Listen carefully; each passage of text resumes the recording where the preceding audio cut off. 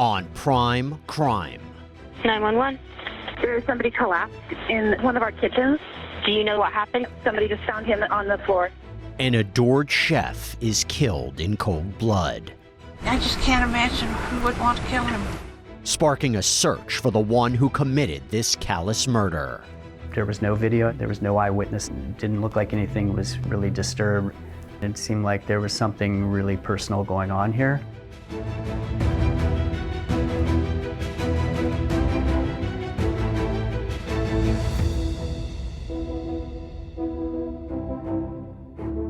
Hey there, everybody, I'm Jesse Weber, and welcome to Prime Crime, where we break down the most compelling and memorable true crime cases. Our next story starts with the sudden killing of a culinary instructor. This left investigators scratching their heads. Who would want to kill this man? A stranger? An enemy? A loved one? Let's find out. 911. Hi, we are at Oregon Culinary Institute. There is somebody collapsed in one of our kitchens. It's early Saturday morning, June 2nd, 2018, at the Oregon Culinary Institute in Portland. Students walk in, expecting a day of learning techniques and recipes. Yet instead, they discover the body of their instructor, 63-year-old Daniel Brophy, lying on the floor of one of the school's kitchens. He's one of our chefs, and he's an older man. All right, is he conscious right now? No, he is not conscious. Is he breathing? No, he is not breathing. Daniel Brophy was at his school where he teaches culinary arts, and on that day he was preparing for students to come in. It was just like any other day. The students had found Chef Brophy lying on his back by the sink. The water was still running. One of the students, Clorinda Perez, actually tried to perform CPR. They assumed that he had maybe had a medical event. Do you know the cause of this or what happened? Did he just collapse? We have no idea. Somebody just found him on the floor. What made it harder at the beginning was we have our initial 911 call, that even that's confusing. The caller's stating, hey, we have an older gentleman down. They didn't even know right away that Dan had been shot. He's bleeding out of his chest. Is someone still doing CPR? Yes, should you keep going? The gunshot wounds were not apparent. There was no pool of blood. There wasn't the classic kind of signs that people imagine. And it wasn't until Clorinda Perez saw blood on her hand that they realized that, oh, this isn't some sort of heart attack. You're doing a good job. I'm so sorry. I'm so sorry. Oh my God. Do you see any of the responders? No, they're getting him, but he's Okay. dead. Officials are called to the scene, but they aren't sure what exactly happened or even what to expect when they arrive. Fire and medical arrived. They realized after examining Chef Brophy's body that he had what appeared to be a possible gunshot strike to his chest. They found 2 spent shell casings lying on the floor. The patient is an instructor at the location. He's bleeding out of his chest and the ribs are broken. This is a shooting victim. Okay, we need to figure out if this just happened and where the shooter is. Because this was a large building and it was a school, they didn't know if it might have been an active shooter situation and if the shooter could still be in the building. I can hear footsteps upstairs. I don't know if that is related to this building. If somebody could advise. They went through and methodically cleared the entire building to make sure there was no shooter or suspect still at the scene. It looks like a lockdown. They don't know where the suspect is, so we need a bunch of people here. This is a building with exits on multiple streets. If the shooter sounds large, we need to get perimeter going. After confirming there's no active threat on the property, authorities have to figure out what happened here. You start immediately thinking motive, who would want to do this? Why would somebody want to do this? We treated it like we do any other homicide. We start to separate all the witnesses, and in this situation there were numerous witnesses because there were 2 different classes going on that day. So there were anywhere from 30 to 40 some students. We started looking at the students first, the students that were there, and then more importantly, the students that weren't there that should have been. So we tracked all of them down. While you've been here, have you noticed homeless people or transients hanging around? A lot, yeah. I found a couple needles in the bushes right out there by where we smoke. You know, it kind of looked like, well, given the area of downtown Portland, that, you know, could have been a robbery gone wrong. A couple months ago, somebody had broke the window Did they gain entry into the building or just? No, they just broke it and they had it fixed up the next day.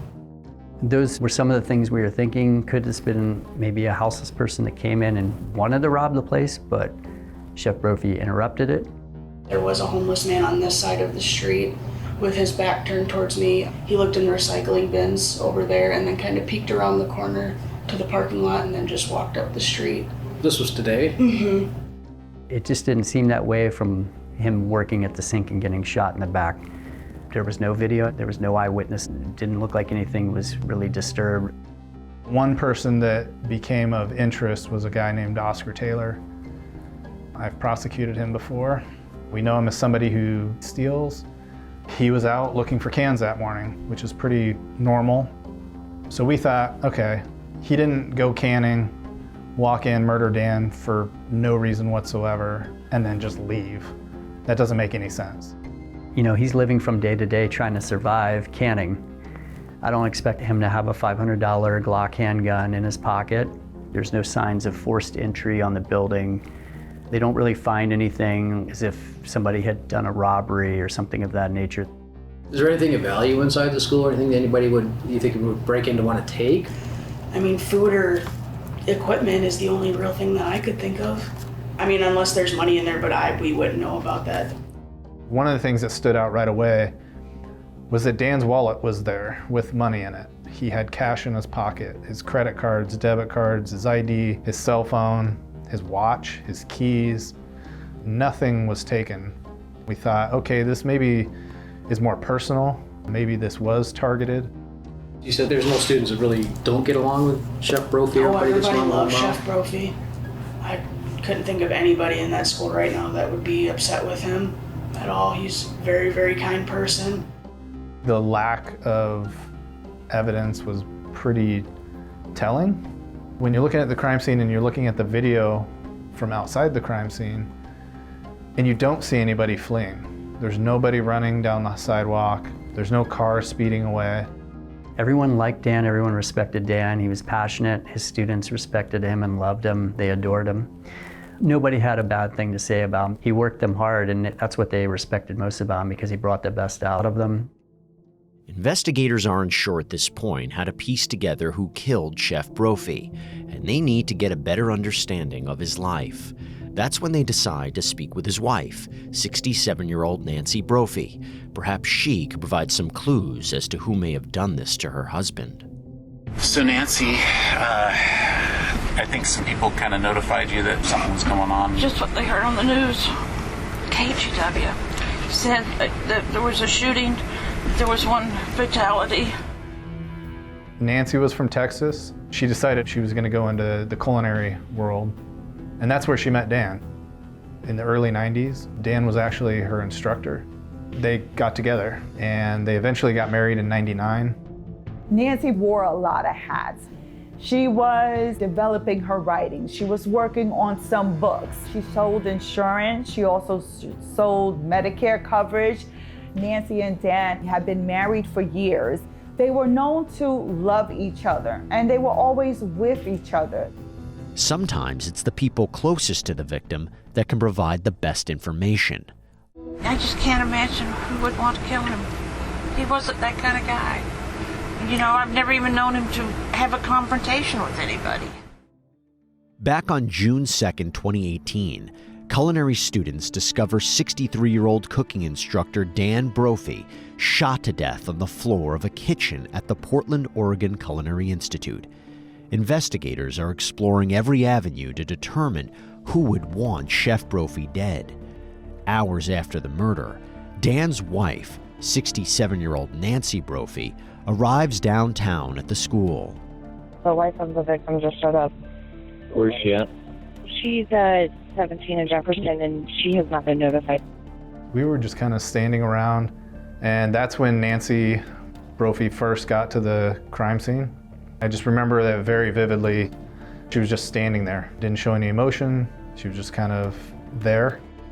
Police initially met with Nancy to let her know that her husband was killed. It was something that's normal with every homicide that takes place. We took Nancy Brophy into the van that's set up for interviews. I thought, this looks pretty complicated here. There's a lot of unanswered questions. I think maybe we should record the notification with her. Detective Darren Posey began asking her questions. What time did he leave this morning from your guys' place? He left, I'm going to say 7-ish, maybe 7:05. That's about the time he normally leaves. Okay. We need to learn as much as we can about Chef Brophy's activities that morning, what he did, what he's last doing, if there was anything going on, problems, grievances with other people. Were you guys up earlier this morning or anything? He's up early every morning. He's an early riser. He has his little list of things he does. You know, he walks the dogs, he feeds the chickens. She said that he had come up and taken a shower upstairs in the master bedroom area while she was in bed, and then he left. I didn't sleep well. I woke up when he came up for a shower. He used to shower downstairs, but you'll see stitches on his hand because last week in the shower, our shower door shattered. He's not having a good week. Oh, that sounded good. So after he got his shower this morning, though, yeah, he managed to. He didn't need a spotter. Okay. So, and then you think he left like around 7. The next thing you know, after that, when did you hear something? Maxine called me. She said, "What do you know about what's going on at OCI?" And I said, "I don't know anything. What's going on?" And she said, "Well, it's on the news." And I said, "Okay." And she told me what she'd heard. A mutual friend of hers and Dan's, Maxine, called Nancy. Maxine kind of filled her in and, asked her if she was going to go down to the Culinary Institute. And Nancy's reply to me was fairly odd. She said that she wasn't, because something along the lines of there was going to be too many cops, or there was going to be a lot of cops around there. And then she gets a call from Dan's mom, Karen. And then it was really when Karen insisted that she needed to go down there. That's apparently when Nancy decided that she needed to. As investigators push for more information, they look for possible suspects from Dan's life. Is he typically the first person that opens up in the morning? No, Yadu is. Yadu? I think Yadu gets here in the middle of the night, because it seems to me like Yadu is always here. And that's the cleaning guy, correct? Yes. Somebody whose name came up was a janitor that may or may not have been there that night before, or maybe even that morning. Was there any kind of issues with Yadu or any kind of issues with anybody at the school? You know how Dan is not hail-filled well met. We had no communication issues. I'm not trying to make it sound that way, but he's not a chatter. We had alarm panel codes, and so we had the history of the alarm panel. We know nobody was there the night before or the morning of before Dan. Here's the other thing. He doesn't harbor grudges. When he first went to work at Western Culinary, God, I'm going to have to tell you stories here. There was another chef that really disliked him. Dan said, "He's just a guy with a different opinion than mine." And he just never, in 25 years of teaching, I have never heard him badmouth a student one time, ever. Dan Brophy was a beloved teacher. But in terms of who could have killed him, we know it's 7-something in the morning. Could it have been a student that was upset with him? Could it have been just someone with some mental health issues that just went off that day? Or could it have been someone else that he knew that wanted his teacher position or wanted his job? We just don't know. She made it very clear that nobody would want to hurt Dan. He wasn't abusive at home. He wasn't secretly doing side deals with people. He went to work, tended his chickens, and lived a pretty simple life. There's no, like he was like going, "Man, this person's really got it out for me," or none of that kind of. And that wouldn't be how he thought anyway. Okay. Dan kind of is his own little world. God, that makes him sound incompetent. He's not. He's not. No, I know. Where to turn in a case where it seemed no one wanted Dan Brophy dead? Even if you find who shot him, it's not going to bring him back. And I want him back. I don't care about who shot him. I just want him back. I don't want him dead. 2018, Portland, Oregon. Investigators are working to determine who shot and killed culinary instructor Daniel Brophy in a teaching kitchen where he worked at the Oregon Culinary Institute. He had been shot twice through the heart. As police try to learn more information about Dan from his wife, Nancy Brophy, a self-published romance author, they realize her behavior and answers are a bit off. When they met with Nancy, very talkative, inserting herself a little bit. But more shocking was when they let her know that her husband is a person that was killed. I just want to let you know that we believe it's Dan that's been killed.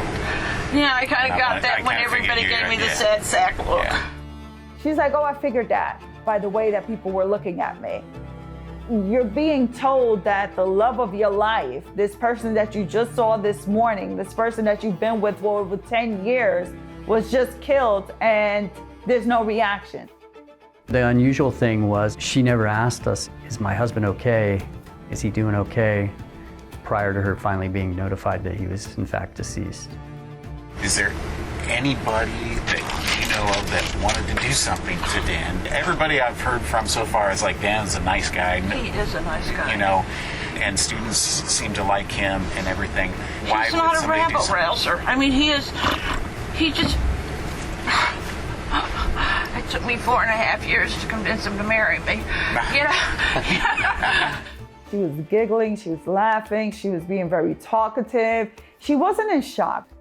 But then, Nancy finally starts asking questions, which leads to some interesting details. We're just trying to figure out what, you know, and that's why I'm asking some of these kind of questions. Can you tell me what happened, as far as you know? He was shot. With an AR-15? No, I don't know what he was shot with. Why do you say AR-15? Because school shootings are all AR-15s now.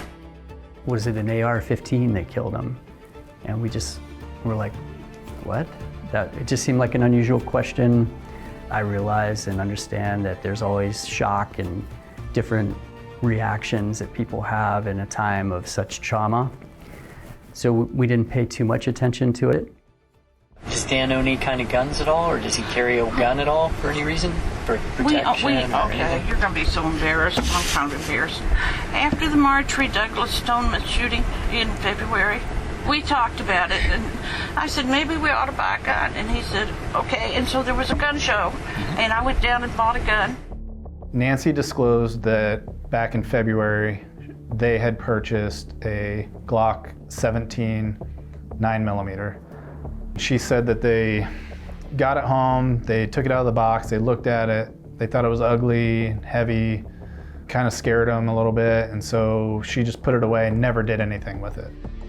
I bought this gun, I got it home, we looked at it, and neither one of us wanted it. And so it's still on my closet shelf, and it still has that little plastic band around the shooter thing. We've never even bought bullets for it. Is it a pistol, or is it it's a a rifle? Glock. It's a handgun. So at first we're thinking, well, if she is the murderer, there's no way this is the gun. She just voluntarily turned it over. So we tested it, and it was not a match. We knew the gun she got from the gun show was not the gun that shot Dan Brophy. She liked to have hands-on experience with props and things that she used in her books. I work with a bunch of writers. I'm a writer too. I write romantic suspense. And I work with all these writers, and everybody has a gun. The thing, though, that didn't fit is that she bought approximately $1,500 worth of guns and gun parts during this time frame leading up to her husband's murder.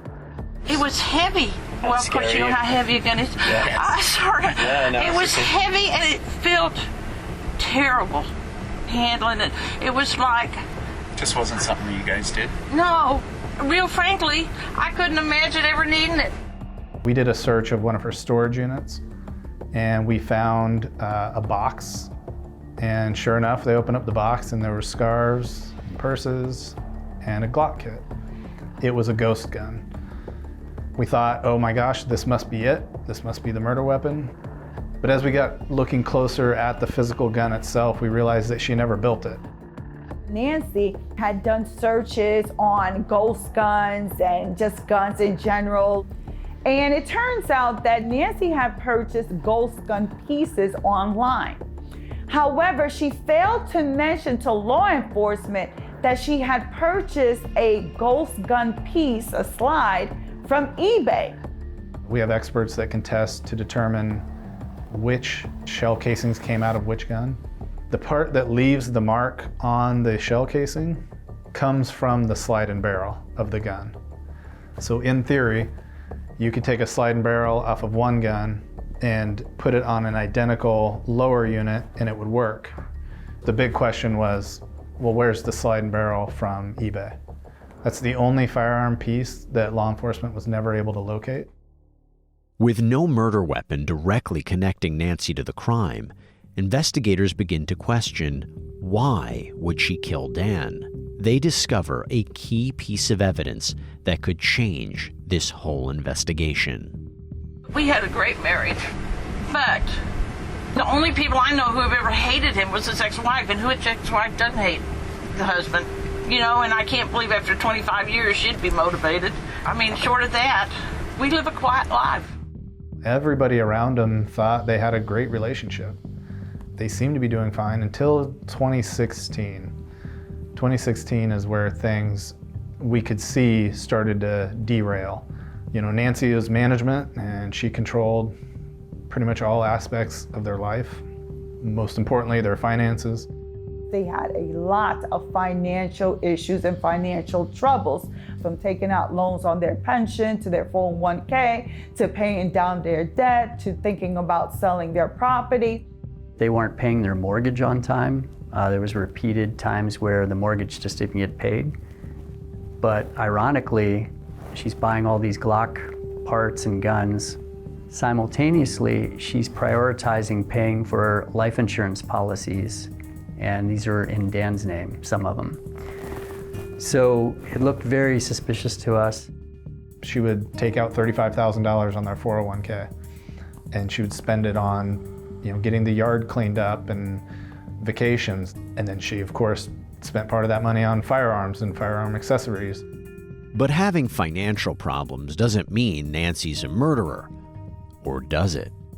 I know this is selfish, but what am I going to do without him? How am I going to get through? It's not selfish. No, don't you worry. You know, I should be worried about him, and all I can think about is, oh my God.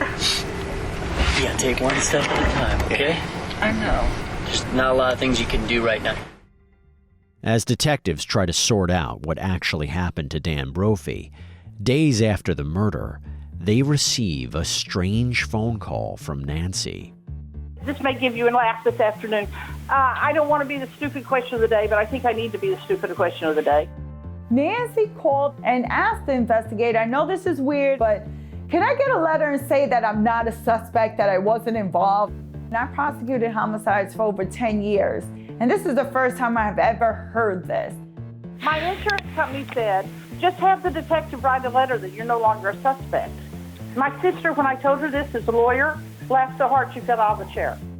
If you listen to that call, Detective Posey is caught off guard. Why would you need that? They don't want to pay if it turns out that I secretly slipped down to the school and shot my husband because I thought, hey, going into old age without Dan after 25 years, it's really what I'm looking for, you know? Okay.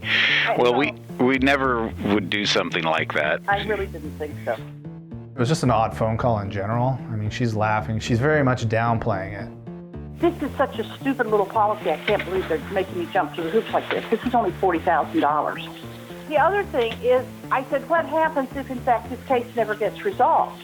And they said, well, that has to go up to the supervisors to be evaluated. And I'm thinking, great. It was something that gave some additional insight to this investigator. Wait, hold up, insurance policies? And it wasn't just the $40,000, there were also other insurance policies totaling over $1 million. Let me ask you my next question, which I know you're going to give me a vague answer, but have you got enough things that you really think you know, or you think you've got the potential to solve it at this point? We are looking at a lot of stuff. There's a lot of things to go through and review. Real frankly, I want you to take as long as it takes because I want us to find this person. Nancy seems to be a very weird person. just her interaction and how she had this conversation with this investigator. So it was definitely a red flag. We did a lot of work trying to find a suspect that was not Nancy Brophy and to try to rule out that there was no other motive, person that had a problem with Dan. There was nothing else suspicious or anything else that led us a different direction.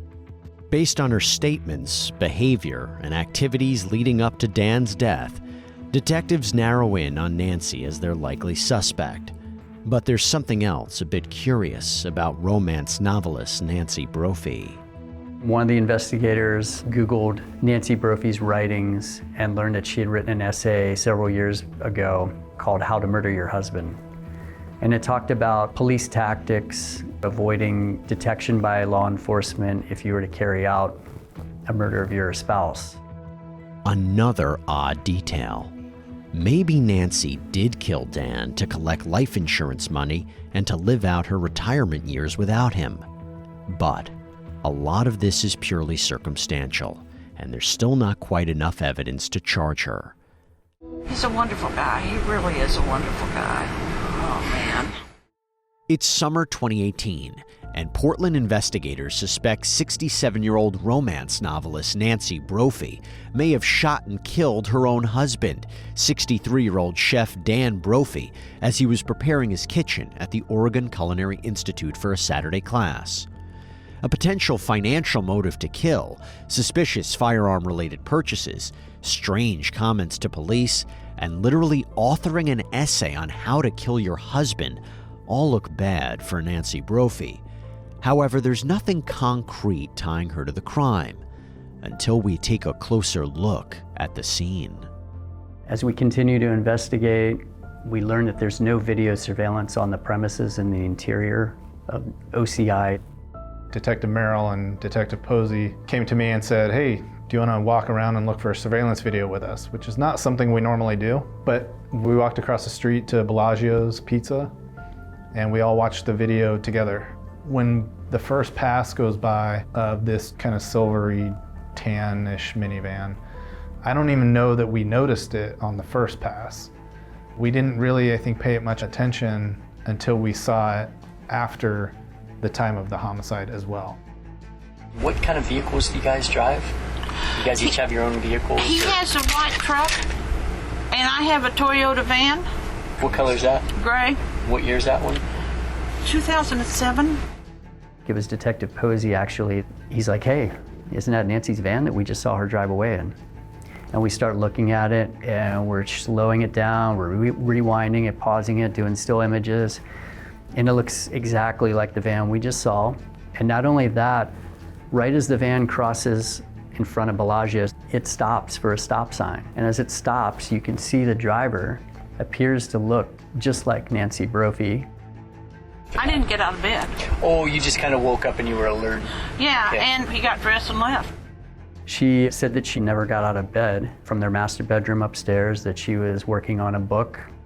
Our ears perked up quite a bit. Just what are the chances of the same exact type of minivan, the same rims, same lights, has this particular scratch in it? And then it wasn't just a scratch, I mean, it was a pretty significant scrape down the side. And so really to connect the van to Nancy, it was that sticker in the window.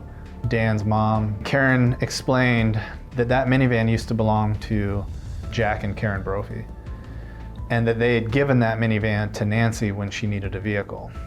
That was a church parking lot sticker in the corner of the van. We were able to verify it was in fact the church parking sticker.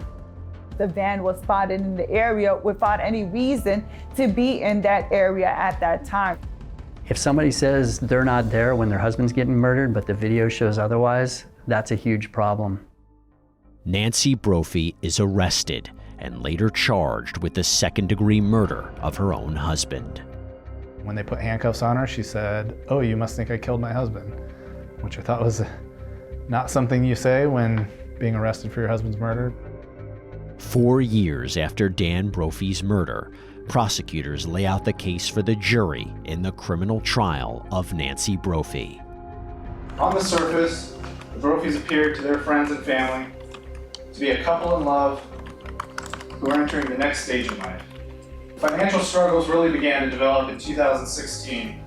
By late 2017, financial despair evident and no end in sight, Nancy started researching and planning the murder of Dan Brophy. The prosecution put forward that yes, they had a lot of financial issues and financial troubles. Nancy made claims on 10 separate life insurance policies in which she was the beneficiary of over $1.4 million. Eventually, all of the evidence and all of the leads all pointed back to Nancy Brophy. Prosecutors call several witnesses over the course of the trial to prove beyond a reasonable doubt that Nancy murdered Dan. These include detectives. We couldn't figure out any other motive of what happened that day because it didn't look like a burglary, a robbery. There were no grudges against Dan. An accountant. I reviewed bank accounts. There were insurance payments for 6 different life insurance accounts. It was a Wells Fargo home mortgage. I did see a lot of months where there was loan delinquency. And an investigative analyst. That X in the middle, is that public shooting range? Yes, the North Fork Wolf Creek Public Range.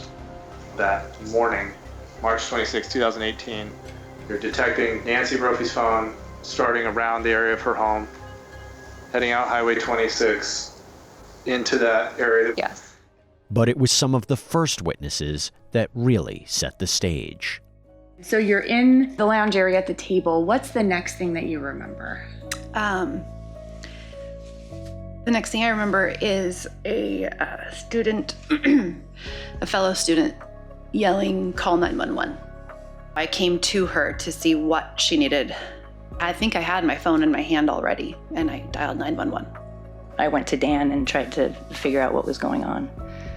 I knelt down beside him, and I didn't know what to do, so I held his hand.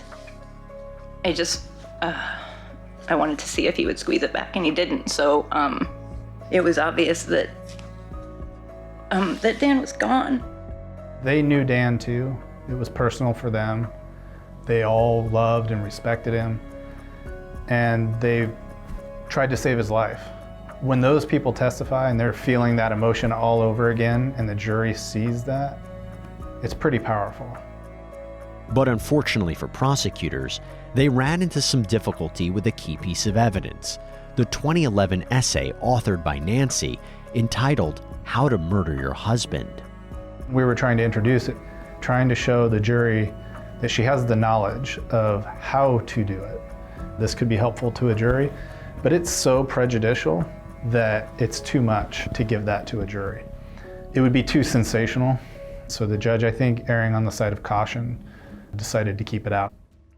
And once the case turned to the defense, Nancy's attorneys took their time, their case lasting weeks, arguing Nancy couldn't possibly be Dan's killer. Nancy Crampton-Brophy firmly believes in life insurance, and her love and concern for her husband was demonstrated in the life insurance choices that she made over the years. The other thing that's important about insurance is legal ownership. Nancy Brophy made Dan Brophy the legal owner of every policy that insured his life. I kind of thought, well, what were they supposed to do? They weren't working with much. All they could do is try to distract away from all of that evidence and try to humanize Nancy as much as they could. The state suggests that Nancy Brophy's life was going to get a lot better when Dan was gone. They're wrong. Nancy was lost after Dan was killed. It was as though the earth had fallen away from her feet. Nancy Brophy did not kill her husband. The most difficult part about the prosecution's case is the love story that both Nancy and Dan had. They had a wonderful relationship. They worked very well together. This was a relationship, one of the only ones that I know of, that I thought, if that's what marriage is like, I would want that. It seemed to be an ideal marriage. They personally, I think, were very well suited to each other, a sort of yin and yang, and they just seemed to, just really enjoy each other. There was no inclination that there were any troubles in the sense of there was any infidelity, that there were any arguments, that they were bickering, or that they couldn't stand each other. They couldn't find anything that could have been brewing to lead to Dan being killed by his wife. Then Nancy Brophy took the stand herself, and her testimony caught everyone's attention. Had you ever met a guy anything like Dan Brophy before you met him? No. He was unique. He loved me, and I loved him back. The person that the jury and all jurors usually want to hear from is the defendant themselves. She was on the stand for hours. What happened on that day? Why did you lie about where you were at? Why is it that now you can't remember where you were at or what you did that day? I'm reconstructing this based upon what I know in my heart. And what I know in my heart is the reason why I have no memory is because I was stunned by the fact Dan was dead. And I wouldn't have been stunned if I'd been in the building and shot him. She testified fine on direct examination with her attorneys. When she knew what the questions were going to be, she was very comfortable. Did they tell you that they had video of you near the murder scene? Yes. Did you believe that was true? Not for 1 second. I thought, they're making this up. This isn't true.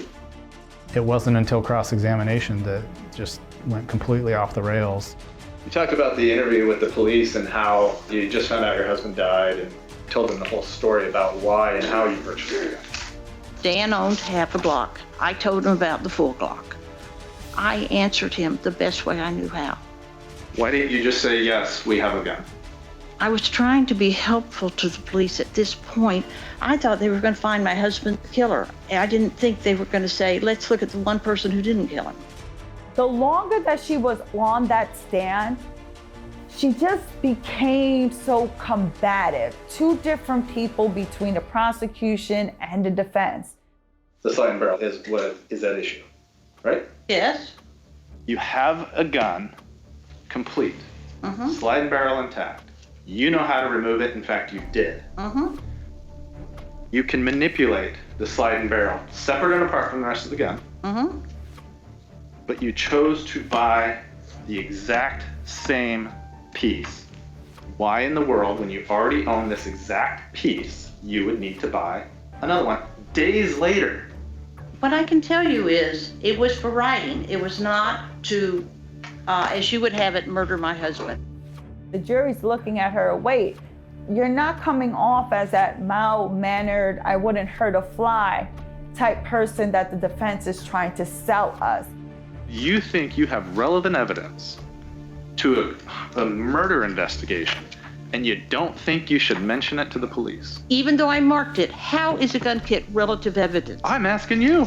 I'm asking you because I don't think it is, because it's never been put together. Then why would you mark it for the police? Because I figured the police would come back and want to know.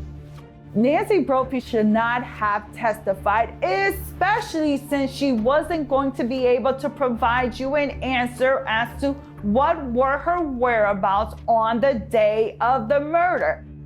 The day of June 2nd, not only is there a memory hole, but I have a hard time making it clear what I actually remember.